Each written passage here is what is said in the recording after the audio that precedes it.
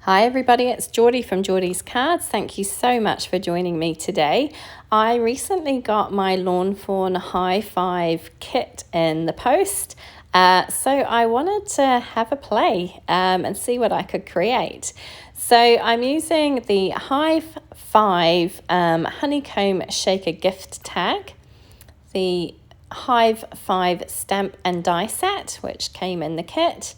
I'm also using the Honeycomb stencil. I should say these are all Lawn Fawn products.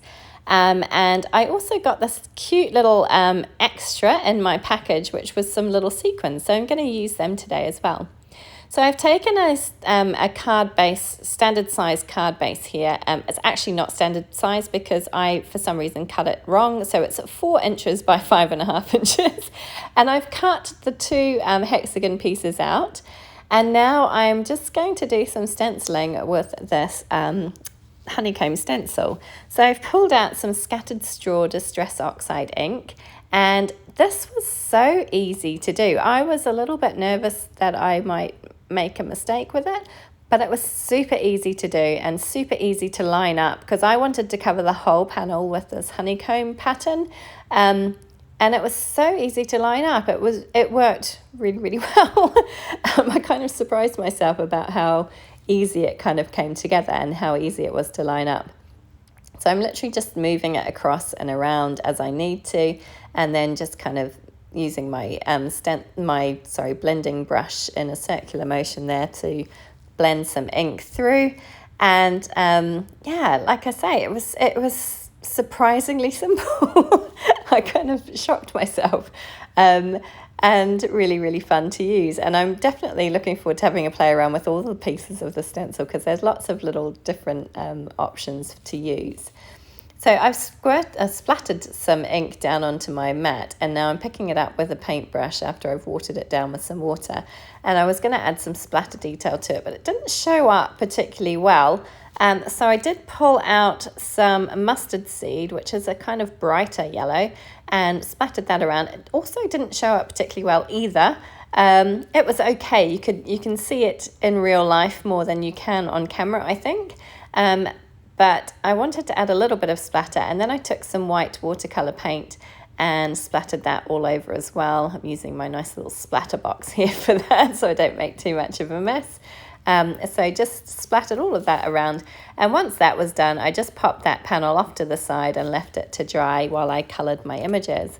So I've stamped all of these out on some Transitite perfect colouring paper using some Lawn Fawn jet black ink, and I'm going to colour them in with my Copics. So for my little hive, I'm using YR27, YR24, YR23 and YR21, and I'm going in with quite a small amount of the YR27 just to kind of lay in my shadows. And I actually really liked the way this colour combination worked. I don't know if this was one of the ones that Lawn Fawn recommended. It may well have been. I didn't recheck the video. I watched the introduction videos, and I didn't go back and kind of relook at them recently, so I couldn't remember, but I just kind of looked at my Copic marker mat to figure out which colours to use, and I thought that these would be good ones, and I'm really happy with how they turned out. I thought they were quite nice. So I laid in my darkest colour, then went to my YR24. Now I'm using my YR23, and I'm just leaving a little bit of room at the top for my YR21 just to add that kind of really lightest shade to create that look of steps, I suppose, on the beehive. And then I was debating what colour to do the inside, whether to do it kind of like a dark grey. In the end, I decided to carry on using my YR20 markers. So I just used YR27 and 24 to make that look nice and dark. Once that was done, I went on to my little bees, and these are super easy to colour because they're tiny, but I used Y38, 35 and 32 for my bees today. Just added a little bit of shading to the bottoms of the kind of flying bees, and the one that was upright just kind of added some round to each side and then blended out. You could definitely just use 2 markers for these guys because they are quite small, but I did use 3. I don't know why, I'm just enjoying using lots of markers in my colouring at the moment. I like the contrast and definition that it gives. So I used all three. And then I went in to my flower, and I'm using YG 45 and 41 for my flower leaves and stem. Again, this is another combination that I'm really enjoying using at the moment. It's quite a nice fresh green, I think. It's got a nice look to it. So just added a touch of that. And then just a very small amount of this RV10 to my flower petals. I want it to look white, but I didn't want to use a grey, so I decided just to use that to kind of create a little bit of shade on it. And I also use that same colour for the cheeks of my little bees. And then I'm going back to my YR 27, 24 and 23 for the top of my daisy, the top of my flower. And finally some BG10 for the little bee's wings. And then I'm going to blend that out with some Colorless Blender as well.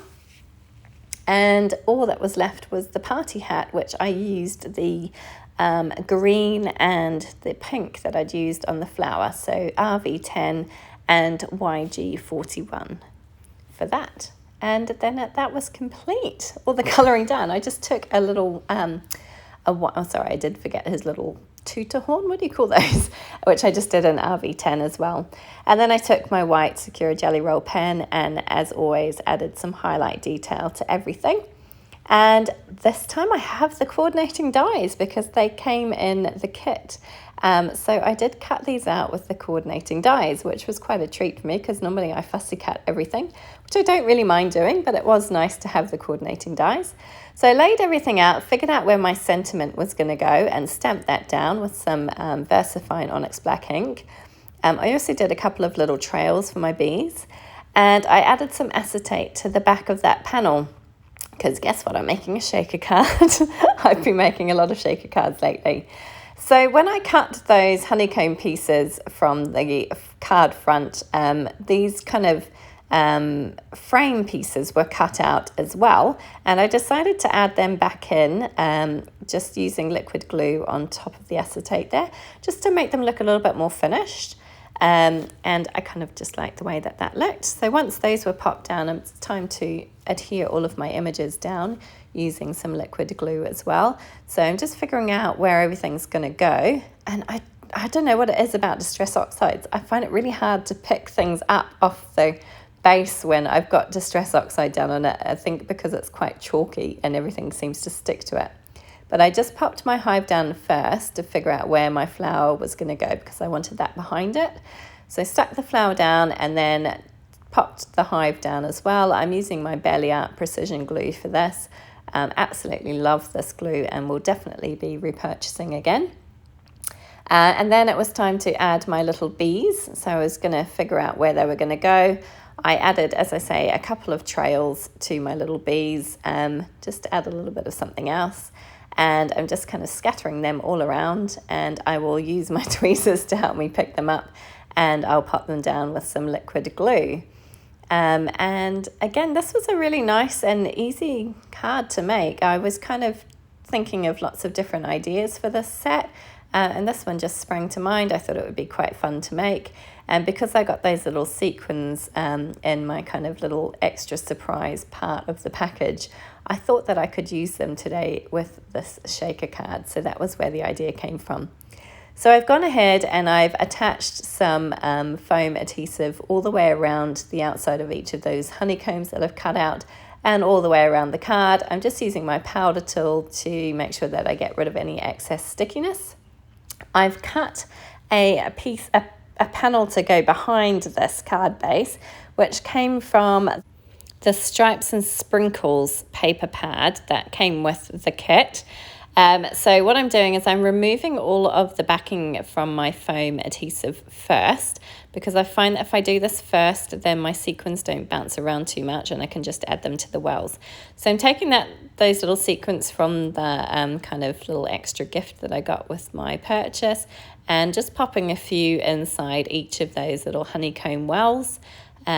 Scattering them around. They were clinging to my fingers. They were really staticky and they were really sticking to it and I couldn't get them off my fingers, and they kept jumping up all over the place. But I got there in the end, and then it was time just to attach that little yellow panel that I cut from that stripes and sprinkles paper pad, and just attaching that all over the back. There's another sequin that I found, and there we go. That's kind of the front of my card complete, and doesn't it look cute? So I cut a card base from some Lawn Fawn 110-pound white cardstock, added a little sentiment and another little bee inside, and now I'm just gluing my card front to my card panel, and then my card is complete. And it was lots of fun to make, really, really cute.